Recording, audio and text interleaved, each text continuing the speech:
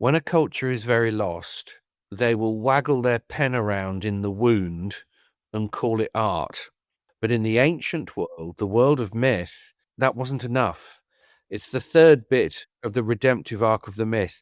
Until something has been sacrificed and corn has grown from that sacrifice and given away, it is simply not a myth worth remembering.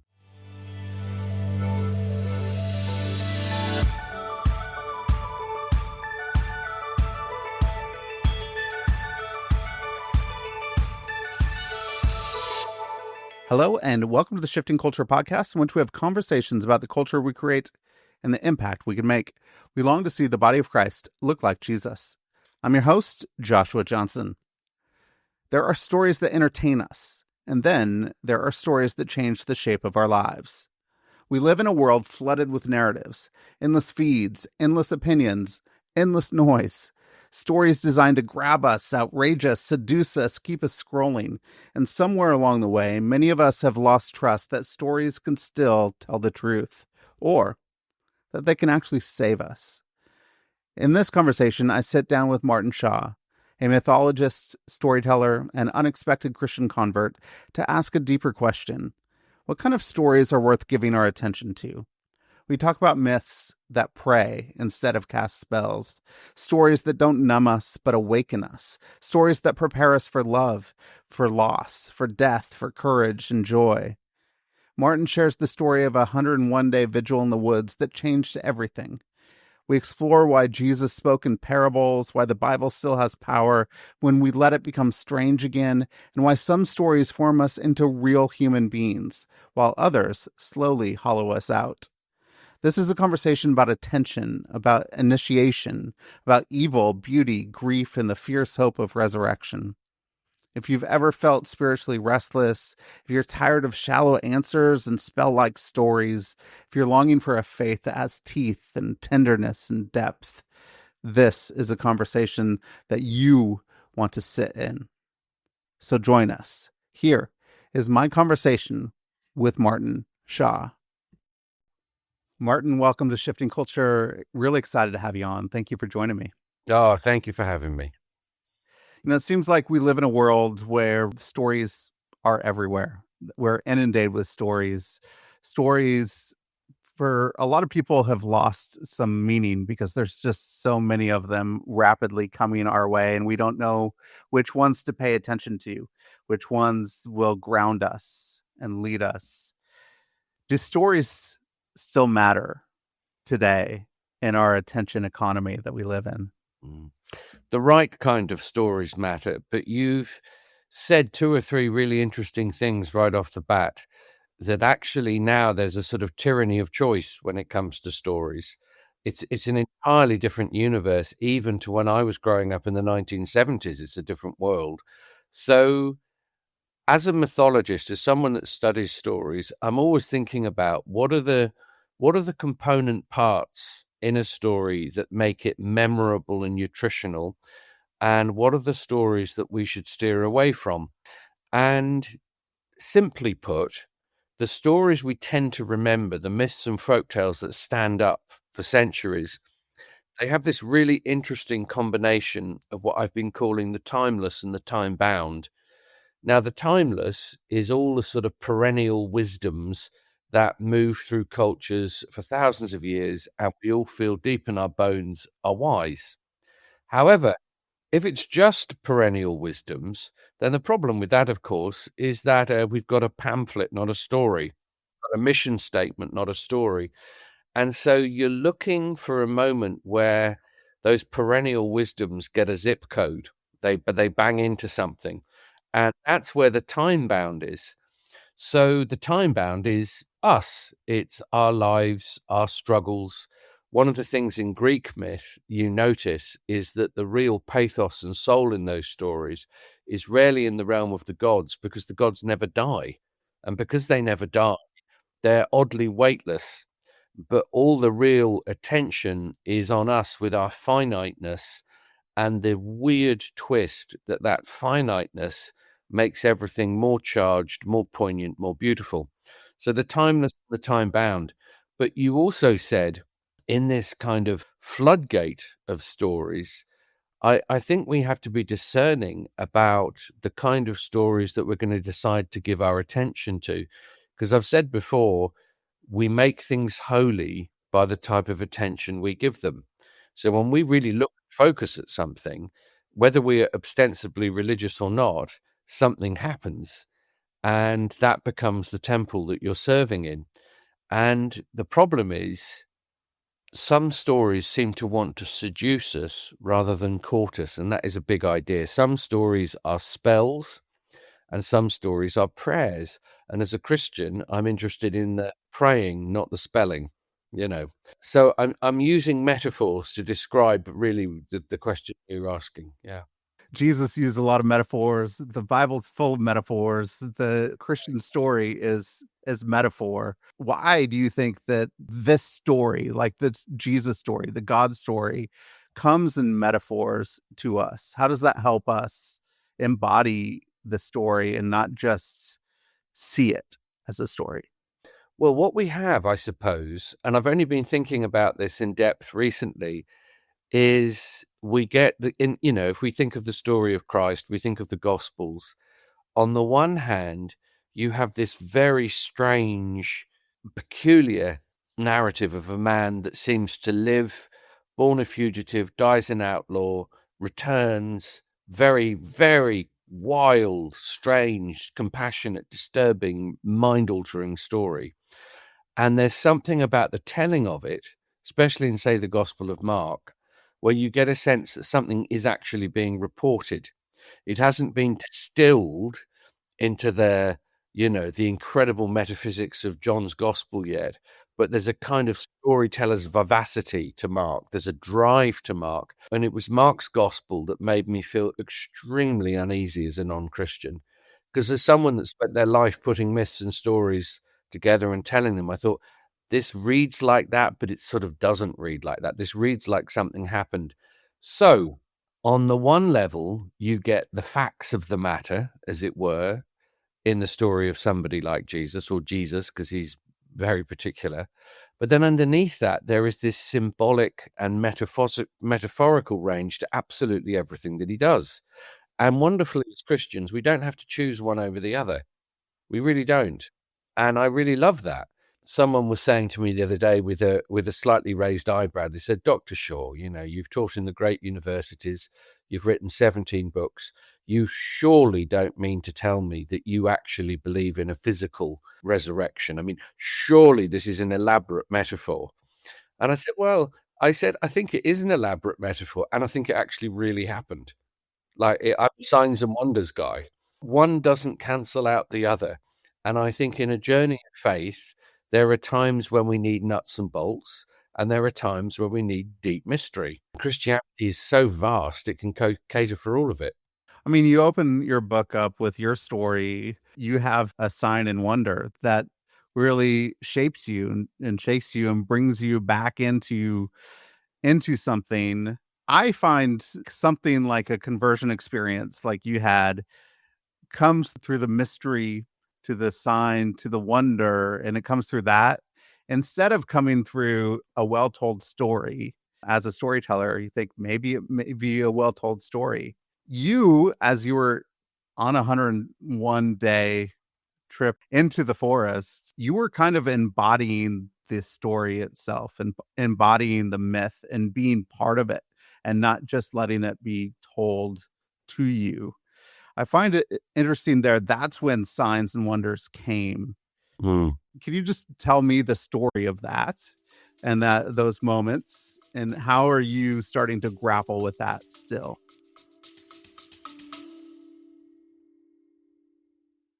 What if you could save 60 to 70% on hiring for your nonprofit and still gain the same skill, passion, and heart that drive your mission forward? Imagine what you could do with that margin. More impact, more people served, more freedom to focus where you're called. That's what Sidekick makes possible. They connect nonprofits with mission-aligned virtual assistants. Real humans bringing world-class talent and dedication to your mission for a fraction of the cost.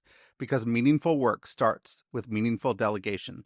So if you're ready to expand your reach and see how hiring with Sidekick can multiply your mission and your impact, Go to getyoursidekick.com/shiftingculture and book a call with JJ, a former executive director who's walked your path and knows the way forward.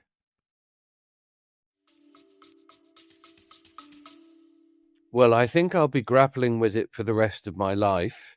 As you know, thank you for reading it, and you'll know that what happens at the beginning of the book, which is absolutely what happened to me. I elected to go on a 101-day vigil in a Dartmoor wood. It's a wood in England, and I wasn't in the forest all day long and all night, but I was there every day at dusk for a few hours alone. And it culminated with me spending an entire night there in an old Celtic hill fort in the centre. Now, when I reflect back, I think to myself, why did you want to do that? I was approaching 50. I have a background in something called wilderness rites of passage. So I spent an enormous amount of time outdoors. I lived in a tent for 4 years. So there's a bit of that. But predominantly, I was going out, not as a Christian at that time, but certainly somebody that in midlife wanted to have a profound period of listening and reflection in the wild. And then as we got to the last night of that, I had an extraordinary set of encounters that were profoundly, well, on the one hand, they seemed extremely supernatural. On another level, they seemed completely natural. They weren't frightening. But one way or another, I got very shaken up. And when I came back, interestingly, immediately, lockdown happened. So I couldn't then leave where I lived for about a year and a half, not for any real length of time. And so I had all of this time to gestate. Have I actually had an encounter with the God of my childhood? Because it seems that way. There were things in dreams, there were things in words and things that had happened that seemed to be pushing towards that strange Middle Eastern mystery cult called Christianity. It took about 18 months for the penny to really drop, believe it or not. But around 50, it was about 4 days before my 50th birthday, I realized that this phrase, it's a lovely phrase, the indwelling presence, that this presence that had announced itself while I was in the woods was now nearer than my own breath, and I shouldn't let an opportunity like that go by. Since then, that was, believe it or not, that was 4 years ago, and the time in the woods would have been almost 5.5, 6 years ago. Since then, I've entered the enormity of the Christian tradition. I've found a home in Eastern Orthodoxy, so I've been very happy there. But I'm a guy. The great totems of my family when I was growing up were Tolkien and C.S. Lewis. If Lewis was anything, he was not a sectarian Christian. He was speaking to the universe, gather around the creed and like let's have at it. And I and my family are like that. And in my family, we have Catholics, we have Baptists, really, we have evangelicals, and then we have this strange fellow at the end, which is myself. And so we have to talk over the fence to each other.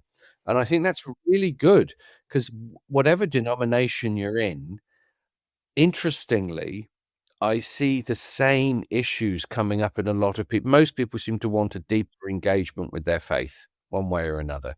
And one of the ways you can do that is through contemplation and vigils and prayer, but there are others as well. So yeah, that's where I find myself. But I'm a dreadful Christian. I'm the worst of, as we say in Orthodoxy, of all sinners. I am the first, unfortunately. But do I love Jesus? Yeah, I do. I really do. And the weird side effect of trying to be a Christian is that although I'm still as neurotic and vindictive as ever, I find myself loving people fairly frequently in a way that I really couldn't have anticipated half a decade before. That's an interesting distinction that you make, right? Is that you're a dreadful Christian, but you're finding yourself loving people. I think there's a lot of Christians would say, I'm a great Christian, but they don't find themselves loving people. Why do you think the Jesus and loving Jesus is the thing that is drawing you and leading you and starting to seep inside your bones? I don't know. I think, interestingly, I don't have visually a clear picture of Jesus. So in other words, I know people, especially friends of mine, look at icons for long periods of time. An icon is always looking directly at you. It's not looking from the side, it's looking directly at you. But Jesus for me is not a figure that I can see clearly. I would have a feeling for what we call the Holy Spirit. I have a kind of sensitivity to that. But Jesus, as has been said by other people actually in the past, is a figure kind of moving in the tree line that I glimpse and I'm almost alarmed by. And then again, and he's this strange character that is willing to talk to anybody, but be very careful if you do start chatting to him, because what he's opening up is seemingly so incredibly countercultural. 5 years ago, if you'd said to me, "Oh, you can go into the past. Is there anybody you want to meet?" I'd have probably been quite keen to meet Jimi Hendrix or William Blake or somebody, but I'd really like to have a look at the fella. I would like to have a look at that Galilean, have a real look just through the crowd.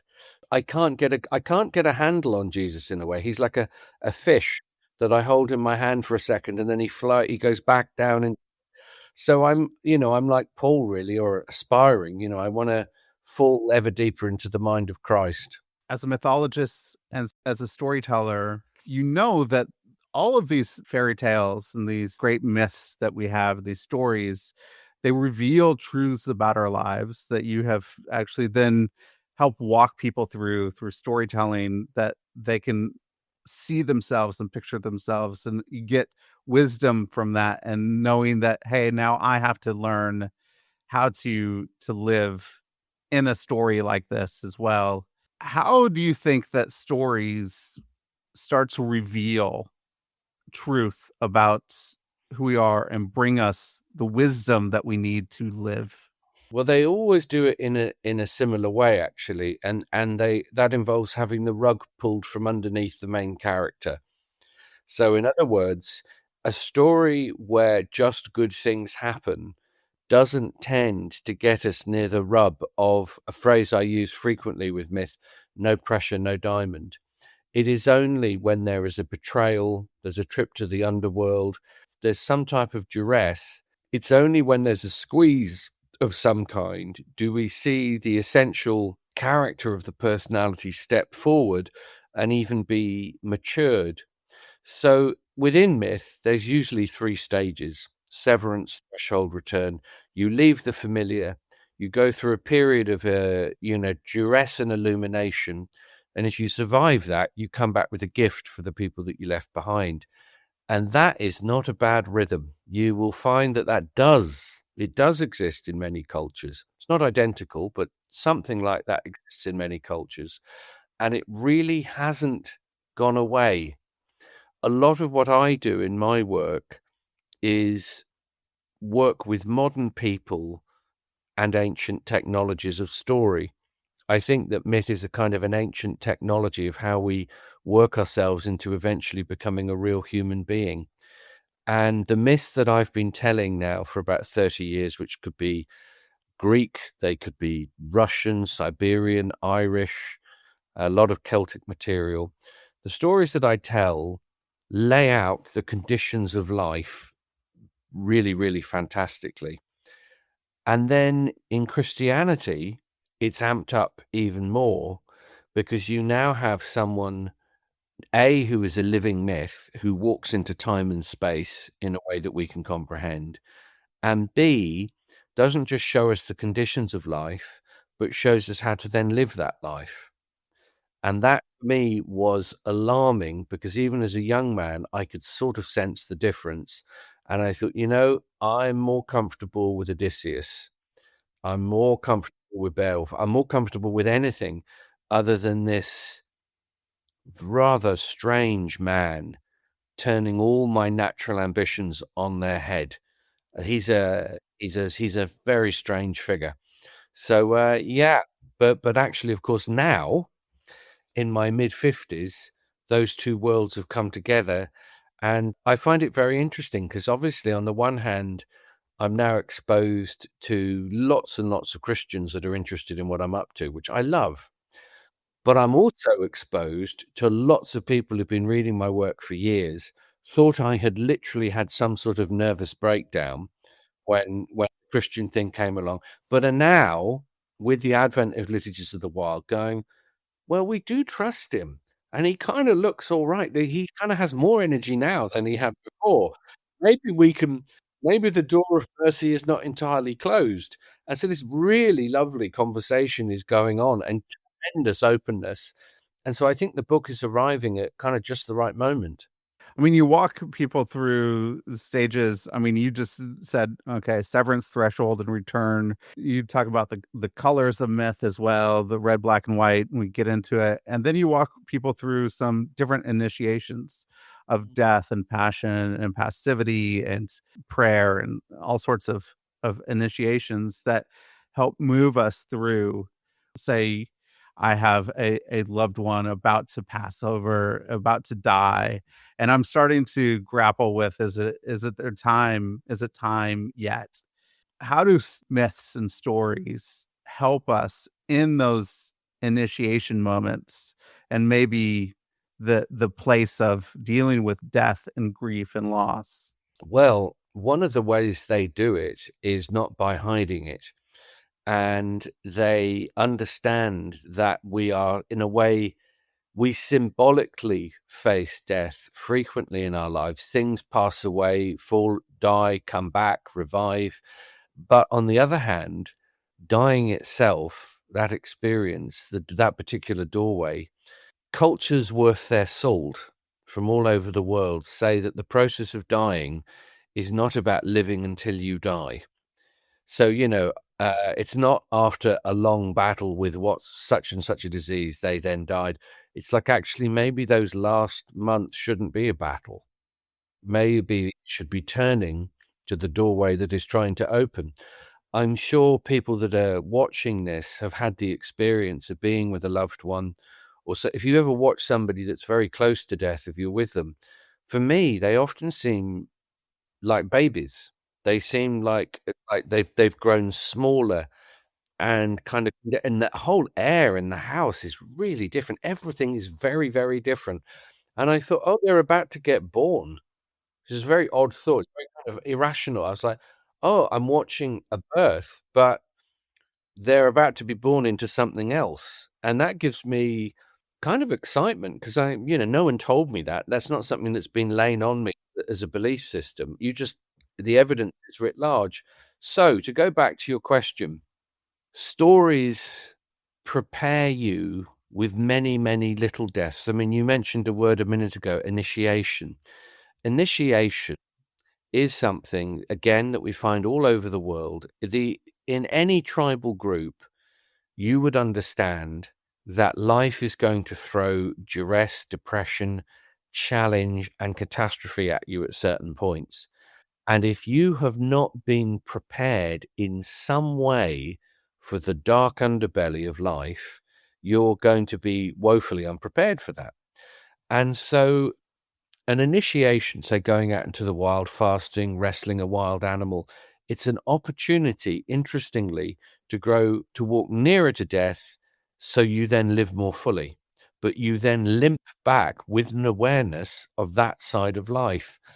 And the trouble now is we have enough technology around us. We have enough, if we want, we can keep all of that at bay until we are in dire straits ourselves.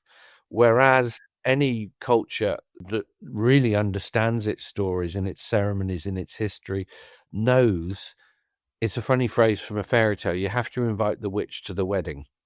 You have to have a place for that reality amongst us. And the scarcity of that is quite frightening. All over the world, we're dealing with evil and we're dealing with good, and we don't know how to deal with it very well. We argue about good and evil. We argue about right and wrong. We just argue and talk over each other. Are there myths and stories to help us confront evil, confront what's happening in the world, that are not just dogmatic arguments to try and convince people we Mm. may need to move in a different direction? Yeah, there are. And what I would also say is cultures where myths have arisen from and they're sort of a healthy story culture, almost all of them would believe that there is an energy at work in the world independent of human beings that does not wish us well. So there's a reality of evil in the same way there'd be a reality of God. So that's for a start. It's not just the worst excesses of the human mind at play. So for example, in a Greek myth, it is understood if you are encountering a demon, you are not to look the demon endlessly directly in the eye. What you are to do is look at its reflection on a shield. And if you look at the reflection on the shield, that gives you enough of the shape, but without being absolutely hollowed out by that encounter. We always have to remember, of course, that every demon was once an angel. So that's an interesting thing. There's a within that demon, there is still some little being of God, despite its terrible shape now. But the thing to do, the shield is a symbol or a metaphor of our own artfulness and imagination. When I meet younger people, especially often kids who've got really caught up in activism or politics, they become tremendously disillusioned by it and are sort of incinerated by the time they're 30 because they've had no shield. They've gazed at the horror of existence without any kind of buffer for it. I have a friend of mine recently that's written a book about technology, and he's come out the other end of it pretty wiped. And one of the things we were reflecting on is, you need, if you keep if you keep handling the dark materials, you have to be careful that that doesn't actually kind of generate an energy that is too big to handle. You're not meant to handle that. God handles that. As Christians, it's still the good news. So you want to be going, I think, to something that is redemptive and nourishing and bigger than you. Otherwise, your knees are going to totter under what's being faced at you. So in Liturgies of the Wild, there's a chapter on evil. Initially, there were 3 chapters on evil, but my wise editor said 3 chapters on evil is a bit much. Either write a book on evil, or we're going to have to condense this a bit. But yeah, there are myths, there are stories. I think another thing, though, and this is sometimes complex for Christians, is that especially in the fairy tale tradition, there are scary characters, but they're not evil characters. Baba Yaga in Russian myth. So Baba Yaga is going to push you. She may, you have an encounter with Baba Yaga down in the underworld. She's not Luciferic.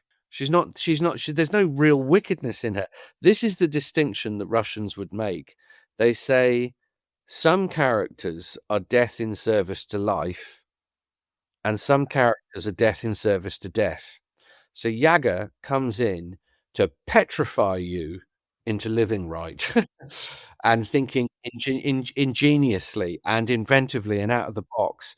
That is absolutely not the same thing as a Luciferic character.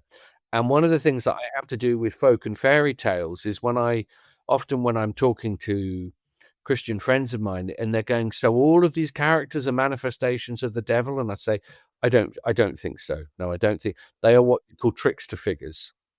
And trickster figures are, they're not the same thing as this growing perennial energy that changes and develops that we pick up through the Bible. The Bible itself, for many people who have grown up in the faith and have been reading the Bible, it seems very familiar, and the story doesn't hit them in a way because I know this. I don't really feel like it's unfamiliar anymore, so I'm not going to like really struggle to figure out what it's trying to say. What's the texture behind this? How does the Bible stay true to its form and what it's trying to say in its meaning and its sacredness, but then become unfamiliar enough to us where we can start to discover what is hidden in it?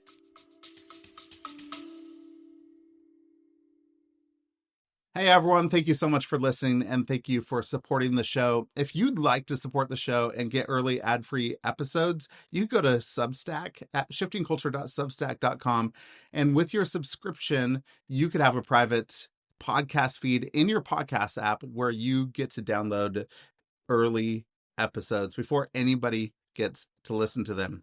You could also support the show by going to the support the show link at the bottom of the show notes in the app that you're using right now. That goes to a page that supports the work my wife and I do around the world.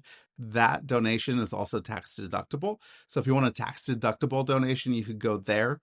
Or if you want to support the show by leaving a rating and review on Apple Podcasts or Spotify, that really helps new listeners find the show as well. So thank you so much for listening. Thank you for your support. And thank you so much for supporting this work so that we could see the body of Christ look more like Jesus.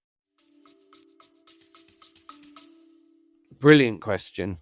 And it's a very creative question. It's a very inviting question. And it's kind of difficult because actually, I don't think many of us really want to stray very far from the chapter and verse that is so nourishing to us.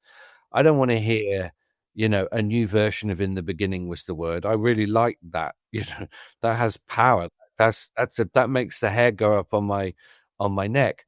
But in the same breath, as an oral storyteller, somebody that tells stories, one of the things I'm doing at the moment is telling the story of Ruth and Naomi, or telling the story of Joseph in Egypt, or telling the story of Jacob and Esau, telling the story of Abraham, telling the story of the garden.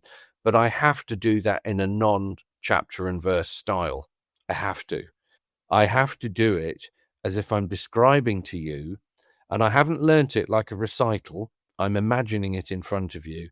I have to what storytellers do is we handle the bones of things, and then we blow on them with the ruach, we blow, so something emerges. And if you are used to a very literary, a very written down version of those stories, the problem is, as you have rightly said, they remind me of the animals in the Narnia stories that have become frozen, the long winter. And actually, we all need a bit of Aslan's breath. We all need, because those stories are just waiting to come back to life, waiting to find themselves Holy Spirited again. And I think wonderfully, this is an amazing opportunity. My deep prayer in my own work would be to be part of a generation of Christian storytellers. Wouldn't that be amazing? Every church could have a guy who goes, okay, I don't think about these things exactly like a pastor, but I don't psychologize them like Jordan Peterson, but I'm going to tell them from a really loving place. And then we don't go, and what that meant was, we go, wow, okay, my goodness me, that was the story of Noah. Crikey, where are you in the story? And suddenly we're in. And I'm not remotely, I don't think I think that's just one part of how we keep things fresh and alive. But I think it's a great opportunity for all of us in different ways. As we're planning Easter at our church, we've been planning 3 nights of storytelling to tell the Jesus story of, like, it is Jesus storytelling nights, and Amazing. we're going to tell the story of Jesus. And that is probably the most excited I've been about what we want to be doing here at church than I have been in a long time, is that it's storytelling nights. And I think it's powerful to have those nights. And Yeah. powerful. You gave me goosebumps then. You gave me, yes, really, I wish I was there. I can't believe it. I can't, just sounds so fantastic. It's great. Yeah.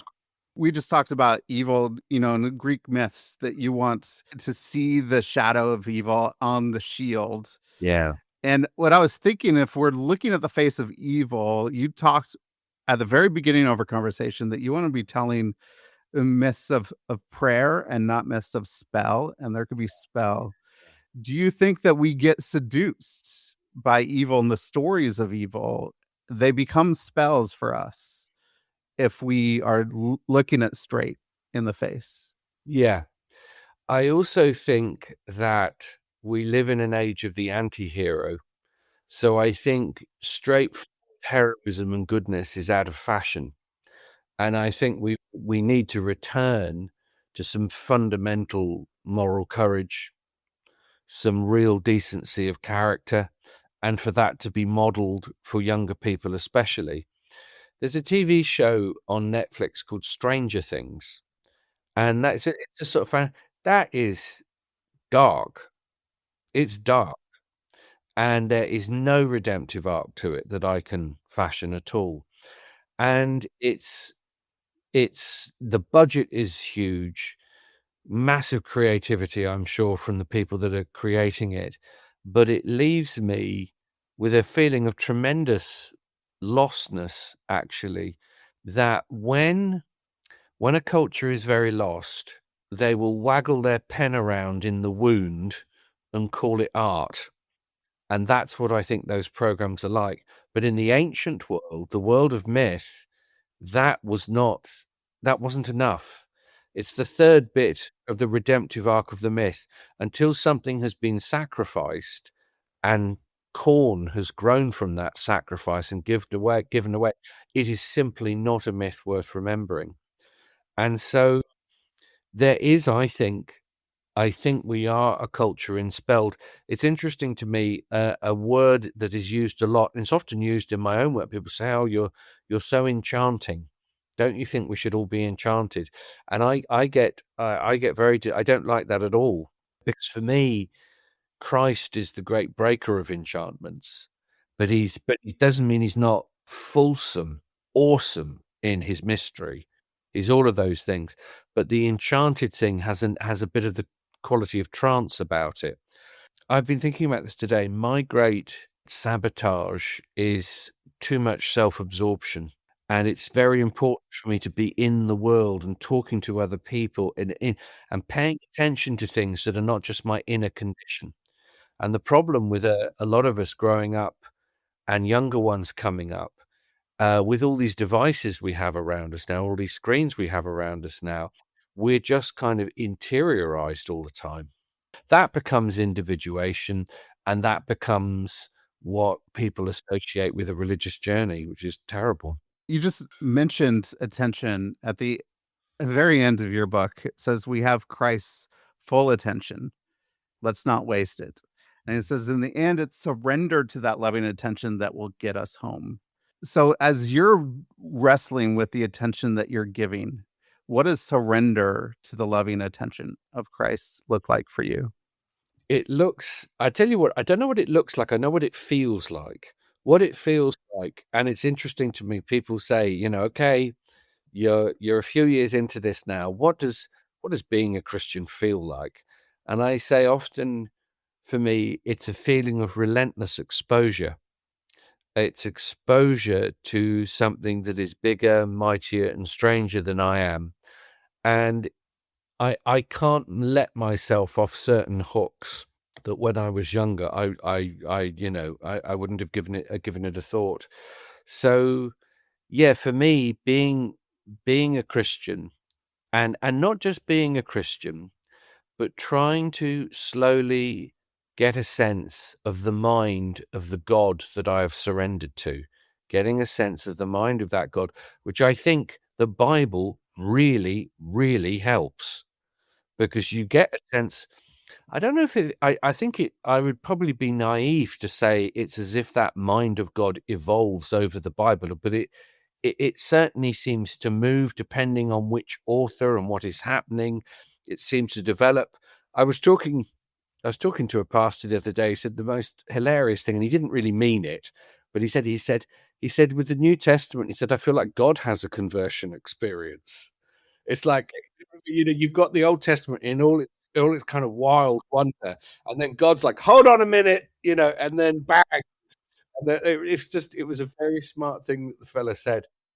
So anyway, I feel exposed. The image that I've given many times is that I feel when Jesus enters the temple and starts kicking things over I feel that my whole inner system is that temple filled with things that he doesn't care for. and there's a kind of protracted audit where he's going around with his lamp saying, "Hey, dude, we've talked about this before," and up goes the lamp. So I don't. He's not reassuring. He doesn't endlessly pat me on the head and tell me what a great job I'm doing. Do you have a story rumbling through your mind? I'm sure you have hundreds of them, right? But do you have a story rumbling through your mind that could help us grab a hold of some of the stuff that we've been talking about? Yeah, okay. I'll tell you a story. It's not a Bible story, but you'll feel what it's about. Once upon a time, there was a village, and in the village on a Friday, everybody got together and they'd sing songs, tell stories, do a dance. Brilliant. It's a wonderful village if you were gifted like that. But there's a young lad who, try as he might, just cannot sing. He really wants to sing, but it's just not working. And so they give him a name, the village. He boy's about 15, 16. They give him this name, No Song. Imagine that. You're carrying that around as a teenage kid, No Song. And so he ends up living on the edge of the village, and he doesn't go to the Friday night parties anymore. But he's always aware, oh, it's Friday night. Everybody's in there singing, dancing, telling stories. And he's cooking a meal he's just out where the forest begins, where it's cold and snowy. And he's cooking this. He's a good cook. He's got this meal going on, this lovely stew. And out of the woods comes a fox. And the fox says, "Oh, I really like the smell of your stew. I tell you what, I'm a magical kind of fox. If you give me the stew, I'll give you something. What would you like in exchange for the stew?" Well, the boy wastes no time whatsoever. He says, "Give me Big Song. Give me a song. When I sing it, the old men think of God and the women think of love. Give me a song that big and you can have the stew." And the fox says, "Well, I know that song, actually. Yes, an old song, but it doesn't come from humans. It's older and more powerful than that. It comes from the other place. It's like a heavenly sound. I'll give it to you, but you must promise me that you will only sing it in the most sacred of occasions. You can sing Big Song when a child is being born, or when somebody is dying, or there's a marriage. That's about it. Times of great celebration or grieving. You do remember this is the restrictions of Big Song." He says, "Yeah, yeah, yeah." So he blows Big Song into the boy. The lad wastes no time. It's Friday night, runs down into the middle of the market square, runs into the village hall, starts to sing. Sure enough, everything stops. He really has the gift. It's like Robert Johnson, the blues player, going out to the crossroads, but he could not play, and now he's very, very good. It's really weird. So they give him a new name. They say, "Oh, we got it wrong. You're not No Song. You are Sings Beautifully." Well, Sings Beautifully is a more dangerous name even than No Song.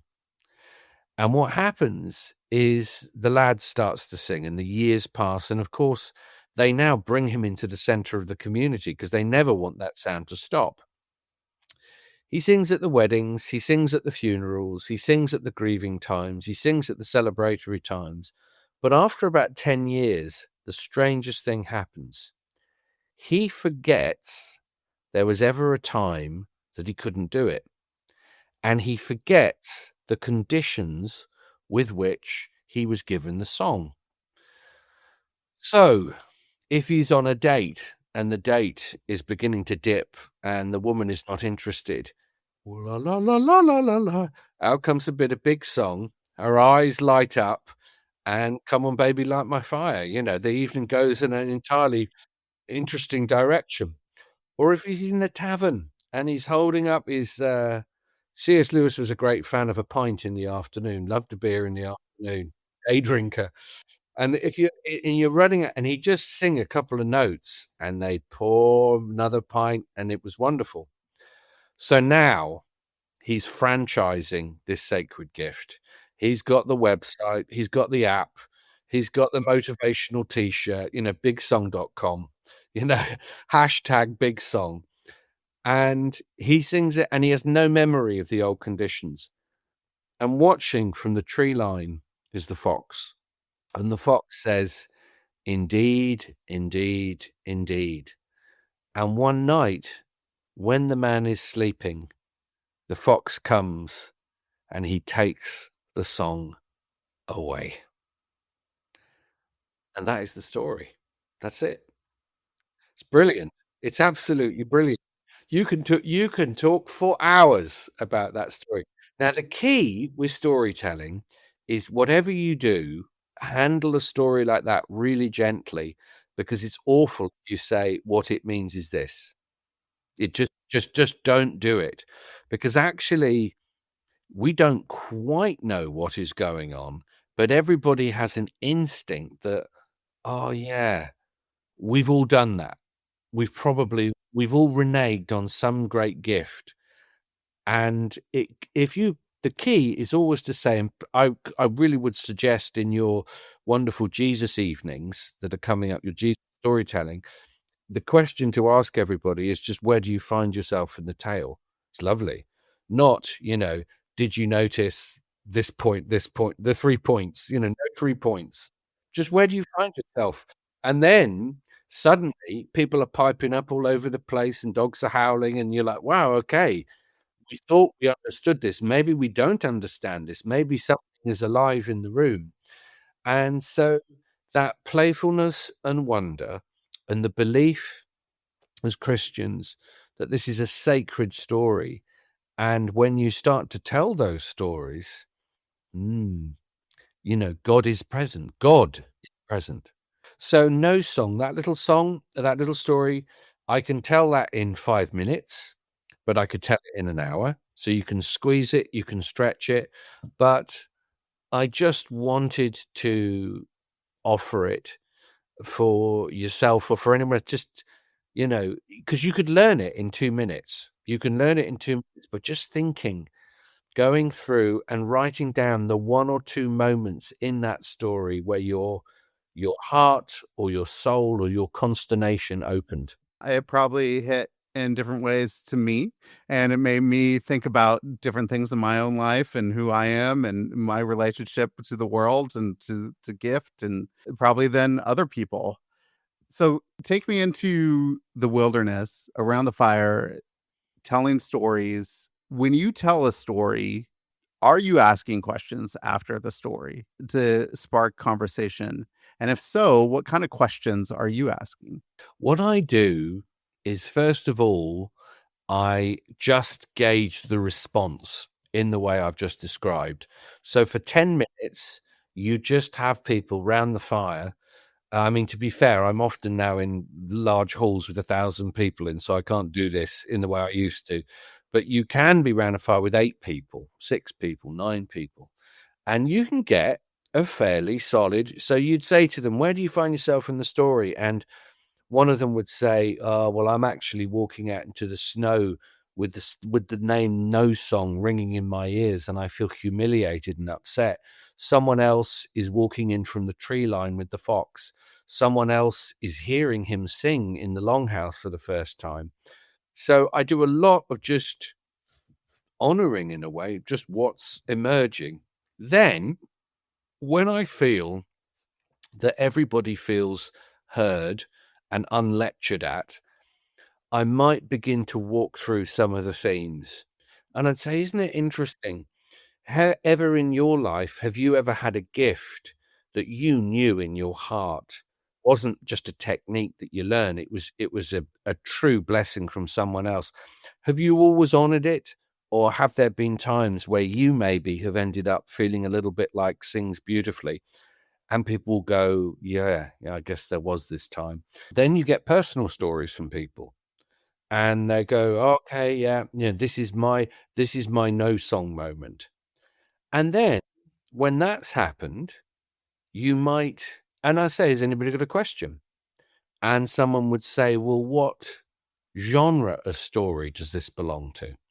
And then that's an opportunity for more of the teacher to come out in me and more of the mythologist to come out and say, well, it's a little bit of a trickster story. It's a bit of this. It's a bit of that. It's a story we find all over the world. That's interesting. What's this about? And so over about an hour, you have lots of what the psychologist James Hillman used to call felt experience, things that you feel you can hang your heart on in the story, but you also gradually get fermented in the wider associations and traditions of that kind of thing. It's a really delicate act of the two. Well, Martin, if you could talk to your readers, the people who pick up Liturgies of the Wild, what hope do you have for your book and for the readers? What do you want for this? In a nutshell, the book is asking a question, and the question is how do myths and stories help us grow into real human beings, and what does that look like? How do we become a real human being? It seems such a basic question, but oddly, I think we live in a culture of half adults, as my old mentor Robert Bly used to say. We're kind of adolescent. We're very needy. We're very gimme, gimme, gimme. We're very me first. And so I'm interested in the stories that help us grow into true old growth human beings. And this book is jam-packed with everything that I can locate over the last 30 years of my own life into each chapter, as you said earlier on, a chapter on passion, a chapter on limit, a chapter on death, a chapter on the capacity to make praise. That's what the book is about. So if you're interested in, deepening as a human, having a rummage around what soul could mean, if you're particularly interested in, where the Christian journey meets the wider myths, this is that book. I have a couple quick questions here at the end. One, if you go back to your 21-year-old self, what Oh, advice would you give? don't worry about anything till you're 30. That would probably be number one. It's like, whatever people are laying on you, Sonny, you're still kind of young when you're 30. And so allow, if you can, do some voyaging. Don't don't be afraid when your life doesn't necessarily look like your friends who maybe immediately had children or immediately became successful or immediately became wealthy. You are perfectly safe. It's a really odd thing to say, but you're perfectly safe in a way. And luckily, maybe enough people did do that to me that I didn't end up in a situation. The key to any feeble success I've had is simple: no plan B. I just have no plan. I have no practical skills. I I can only do this. That's it. And that's good because I have no feeling for mechanics. I have no feeling for plumbing. I have no feeling for sport, but I admire people that do. But because I couldn't do any of that, and I didn't have a mathematical mind or a scientific mind, all the eggs were absolutely in one basket. So if you can find something, do you remember I'm just thinking of Joseph Campbell now, used to say, follow your bliss. But what Campbell said, that became so popular, he said towards the end of his life, he said, if I could refine the sentence now, I'd say follow your bliss, but then be an adult and figure out that how that can be a sustainable life for you. That's the bit he would kind of added to it, because that's the great challenge. But I think if we're parents, we hope that our kids will grow up, or our nephews and our nieces will grow up going, okay, an adult does sacrifice things, an adult does work hard, but an adult also has a capacity for joy and passion and vocation. Yeah, that's the kind of thing I'd be saying. Anything you've been reading or watching lately you could recommend? I'm always reading. I have a massive, like, thousands and thousands of books, and I'm lucky people give me books all the time as well. I've been recommending this book a lot. It's by a fairly obscure Eastern Orthodox teacher called Elder Thaddeus, and the book is called Our Thoughts Determine Our Lives. And he's a man that struggled with a bit of mental health himself on occasion, but he's a profound Christian. And if anybody, for example, a lot of my friends, we're in winter now. We're finding this a particularly difficult winter. I'm not sure why, particularly difficult.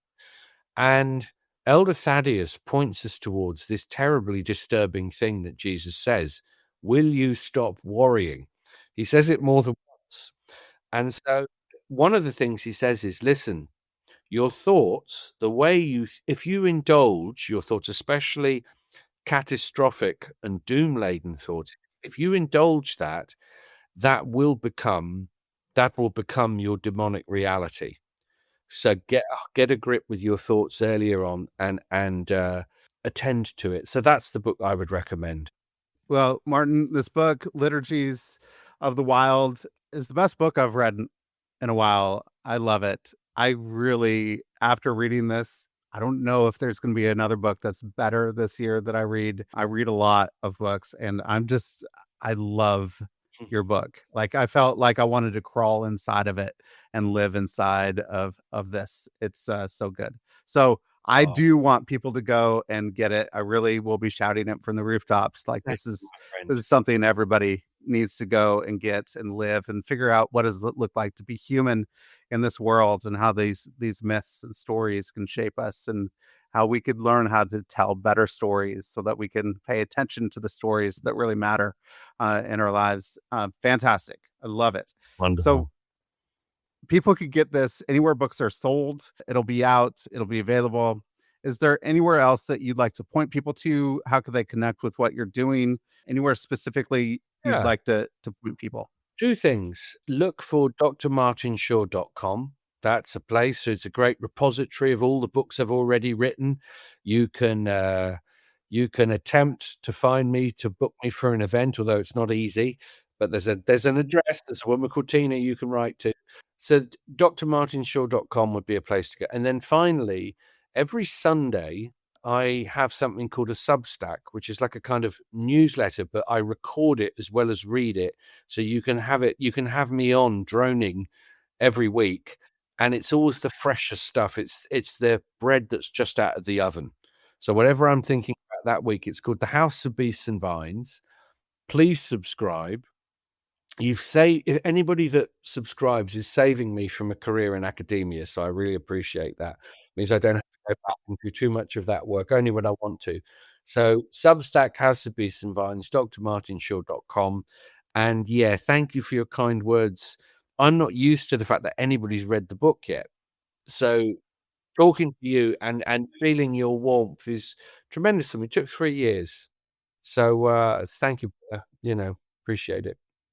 Yeah. Well, thank you for your work, and you are a gift to the world. This work is a gift to the world. So I loved our conversation. It was a pleasure and privilege to be able to walk through this with you. So thank you so much. Pleasure. No problem.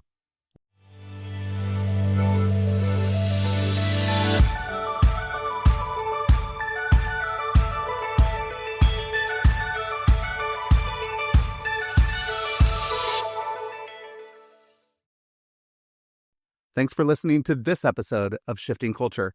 This show was edited and produced by me, Joshua Johnson, at Shifting Culture Productions. If you're enjoying the conversations, consider supporting the work by subscribing at shiftingculture.substack.com. For as little as $5 a month, you'll get ad-free early access episodes and other exclusive content delivered straight to your inbox. I'd love for you to not just listen, but engage. Reach out. Share what's resonating, and let's keep shaping culture together. Whether you're a listener with feedback, a creative with an idea, or a brand looking to connect with a thoughtful, engaged audience, let's talk. If you're interested in advertising on the show, I'd love to hear from you. Contact me directly for rates and availability. Until next time, let's keep shifting culture.